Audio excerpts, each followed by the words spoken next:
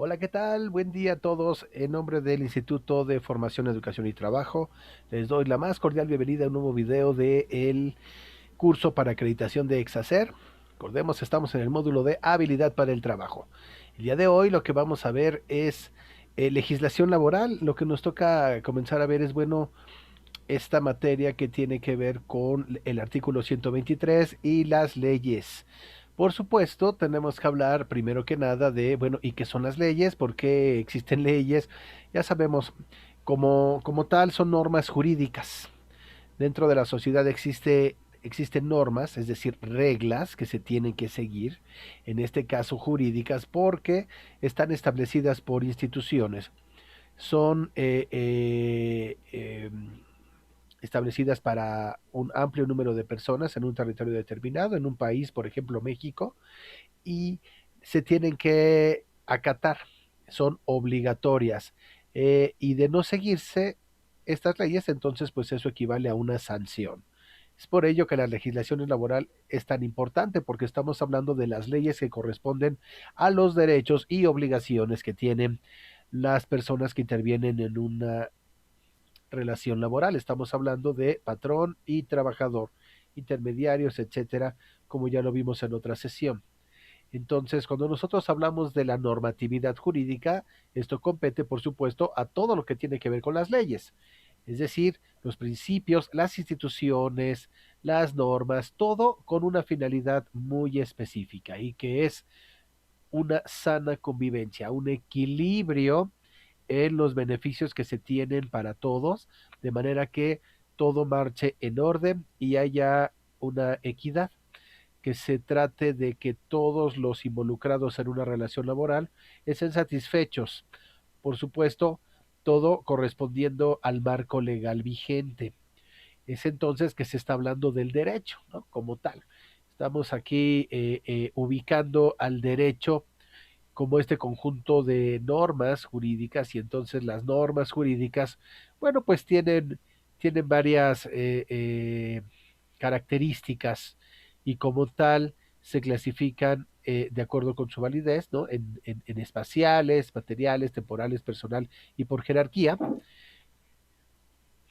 que tiene que ver con sus características. Entonces hablamos, por supuesto, de que una ley tiene validez en un lugar determinado, dependiendo el nivel de que se trate esa ley. Puede ser a nivel nacional, federal, estatal o municipal. También tiene que ver con el tema o materia que se esté tratando, en este caso los derechos laborales. Además, tienen una temporalidad. Una ley surge desde una propuesta. Una vez que es aprobada, entonces esta ley empieza a aplicarse y permanece vigente hasta que no es modificada o bien es derogada. Mientras esté vigente, entonces esa ley permanecerá y se aplicará conforme al Estado de Derecho.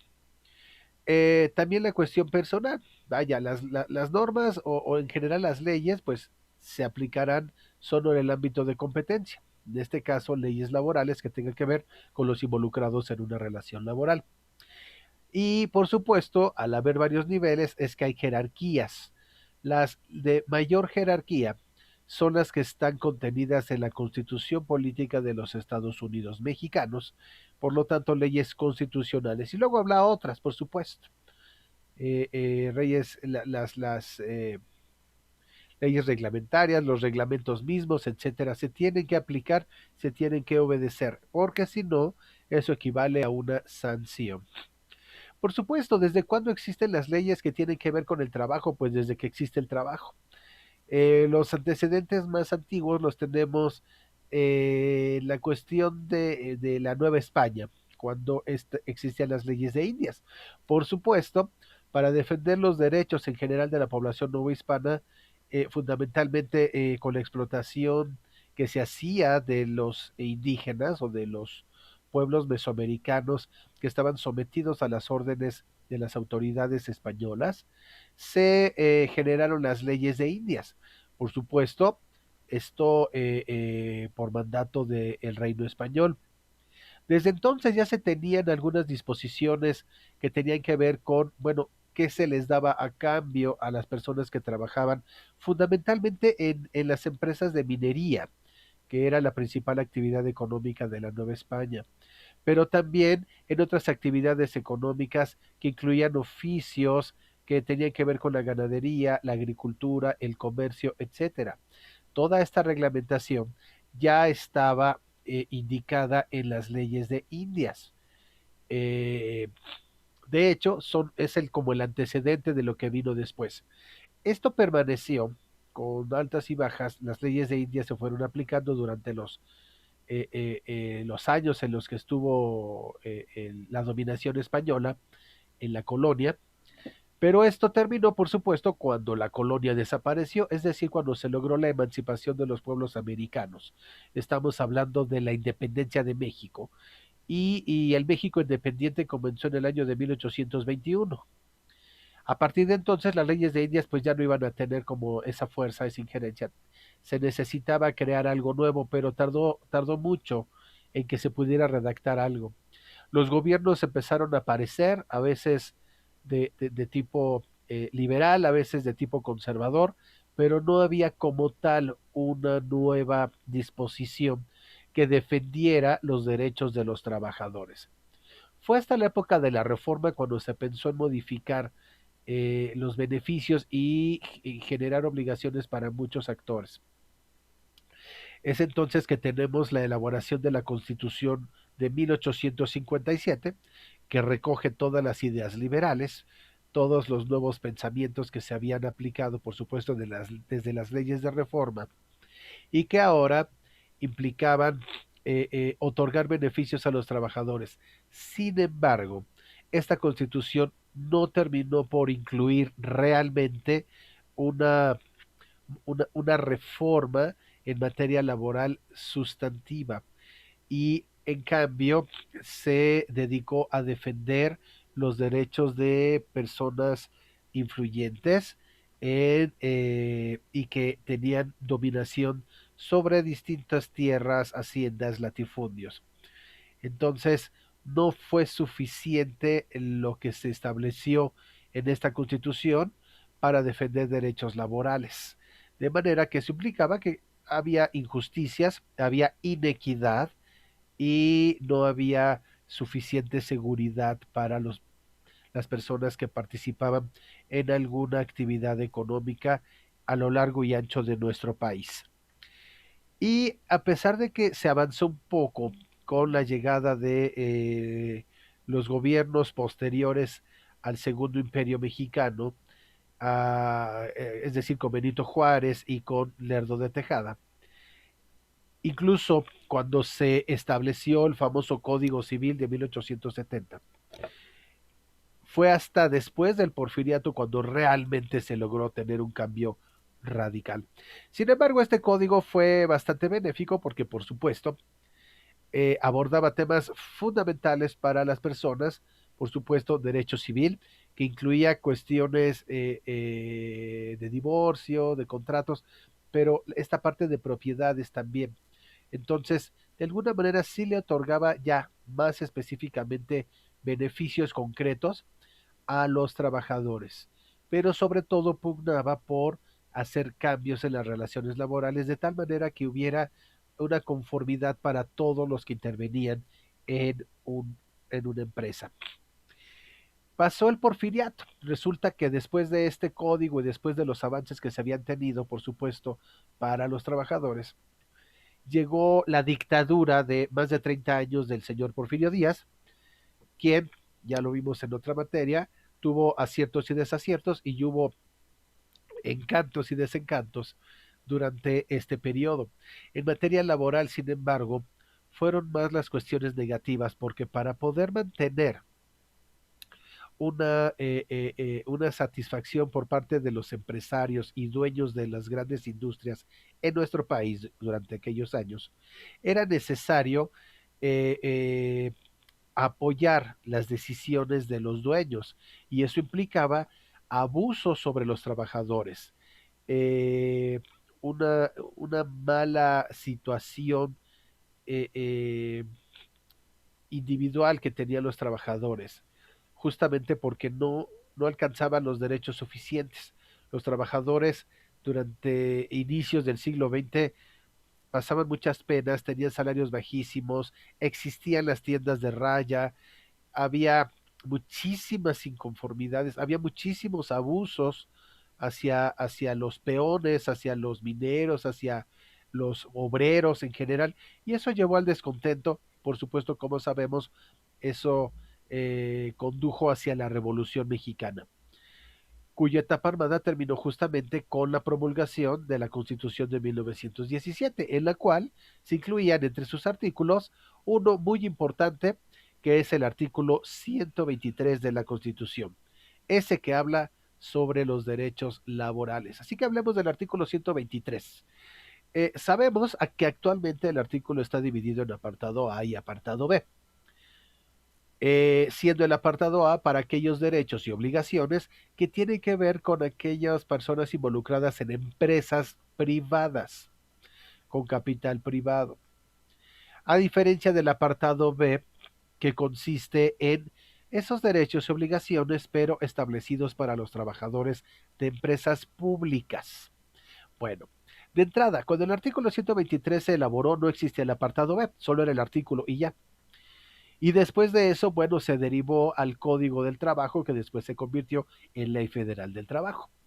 El artículo 123 incluye en general todas las especificaciones sobre las condiciones que se deben establecer en una relación laboral con derechos y obligaciones tanto para el patrón como para el trabajador.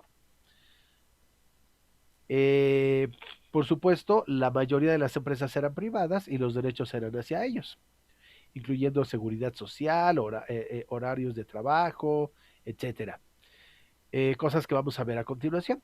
Por supuesto, actualmente pues nos habla que es para todo trabajador, que puede ser un obrero, un empleado, un artesano, etcétera. Fue hasta 1931 cuando el famoso código se convirtió en Ley Federal del Trabajo, ¿no? Derivada de este artículo. Y pasaron muchos años porque fue hasta el gobierno de Adolfo López Mateos cuando se hace un apartado específico, el famoso apartado B, para los derechos de los trabajadores del Estado, es decir, los burócratas, las personas que trabajan para empresas del Estado, o sea, empresas públicas. Es así como surge la Ley Federal de los Trabajadores al Servicio del Estado, o también llamada Ley Burocrática. Hablemos entonces de cuáles son las principales condiciones generales de trabajo. Claro, hay muchísimo, si leer el artículo 123 es bastante extenso. La primera parte y las cuestiones más generales y muy importantes y las cuales muy probablemente nos pregunten en nuestro examen, van a ser las que están a continuación. De entrada, jornada de trabajo. Todo trabajador va a tener un horario de trabajo, por supuesto, que variará dependiendo del tipo de contrato, del tipo de trabajador, pero que será durante alguna jornada. Tenemos tres jornadas. Jornada diurna, que va desde las 6 hasta las 20 horas. 6 de la mañana a 8 de la noche. No quiere decir que trabaje todas esas horas. En ese lapso estará su horario. A lo mejor entra a las 7 de la mañana y sale a las 2 de la tarde. Luego tenemos la jornada de nocturna, que es de las 8 de la noche durante toda la noche hasta las 6 horas del día siguiente. Cabe mencionar que como máximo en la jornada diurna, que es durante el día, se van a elaborar máximo 8 horas, mientras que durante la noche máximo solo se elaboran 7 horas. También existe la jornada mixta, es decir, horario de la noche, horario del día, y a eso se le llama jornada mixta. Tal vez entra a las 12 de la noche y sale a las 8 de la mañana o a las 7. Bueno, máximo son 7 horas y media. Otra de las condiciones generales es el tiempo extraordinario, es decir, un trabajador solo puede laborar 8 horas. Sin embargo, por necesidades de la empresa, probablemente se le proponga a un trabajador que labore algunas horas más en una semana. Tiene que ser de común acuerdo. Eso implica que ese tiempo que es extra a su tiempo reglamentario se tiene que pagar de manera adicional, pero nunca podrán ser más de 3 horas por un día y tampoco podrán ser más de 3 días a la semana. Es decir, se pagarían como máximo 9 horas. Cada hora se tiene que pagar al doble y ya vimos cómo se calcula el pago de las horas extras, al doble o al triple dependiendo del caso.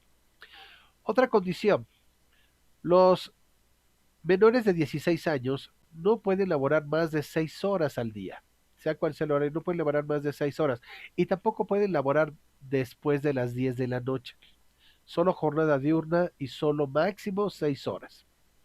También un trabajador tiene derecho a un día de descanso por cada 6 de trabajo, no necesariamente el domingo. Eso se establece con la empresa. Pero por cada 6 días de trabajo tiene derecho a un día de descanso. Pueden ser más. Este es el mínimo, por supuesto. Primas, ¿no? La prima dominical, aquí nos dice que si se elabora el domingo, en realidad es cuando se elabora el día de descanso.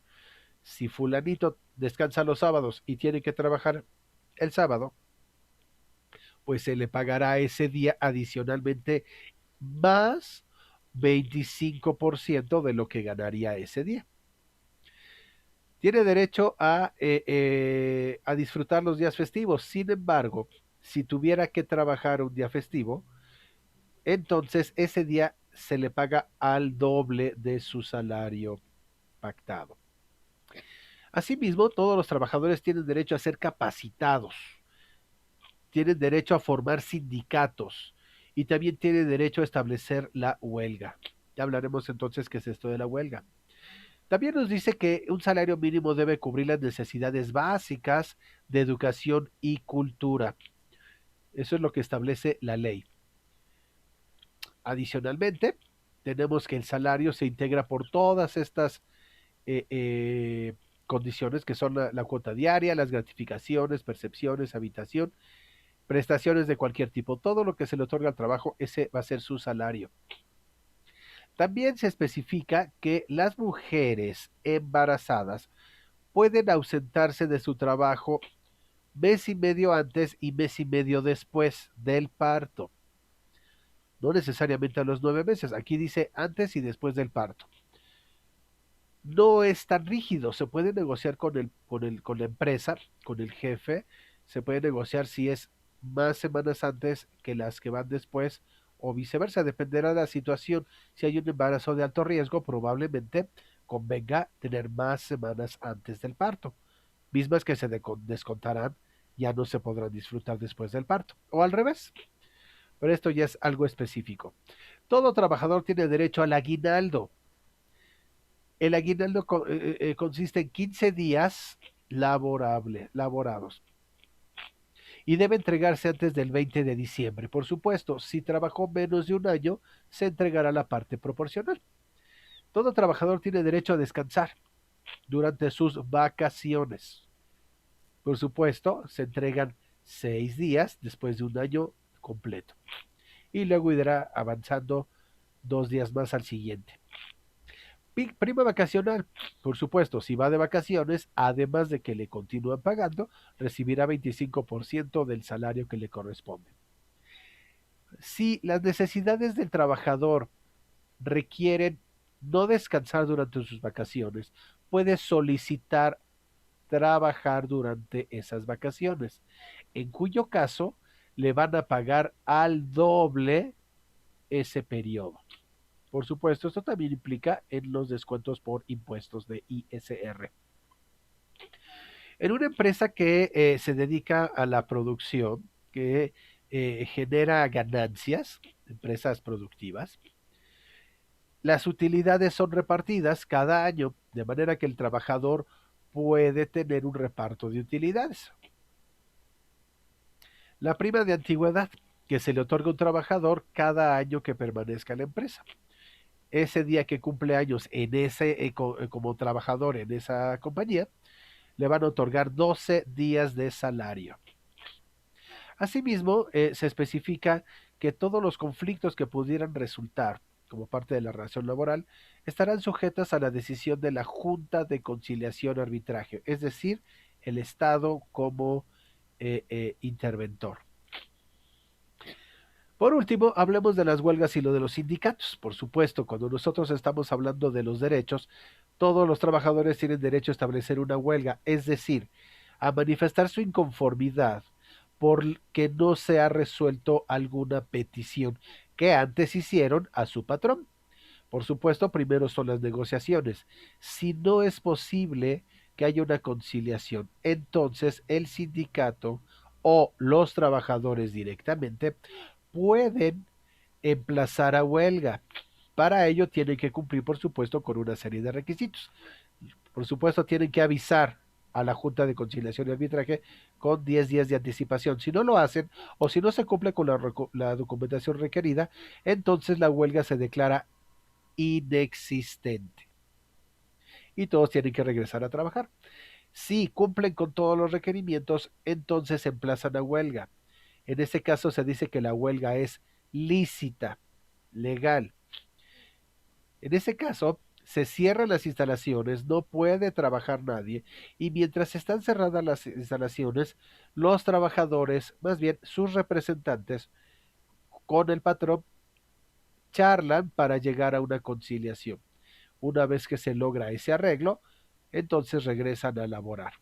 Si por alguna razón no se pueden poner de acuerdo después de un tiempo determinado, entonces puede intervenir la Junta de Conciliación y Arbitraje y fallar para cualquiera de las dos partes. Por último, las huelgas ilícitas es en el caso en el que se obliga por medio de la violencia a llevar a cabo una huelga. Se puede permitir, pero se declara como ilícita. Ahora, cuando hablamos de sindicatos, estamos hablando de una representación de los trabajadores. Es decir, son los mismos trabajadores los que se organizan para representar a sus compañeros. Y hay de muchos tipos.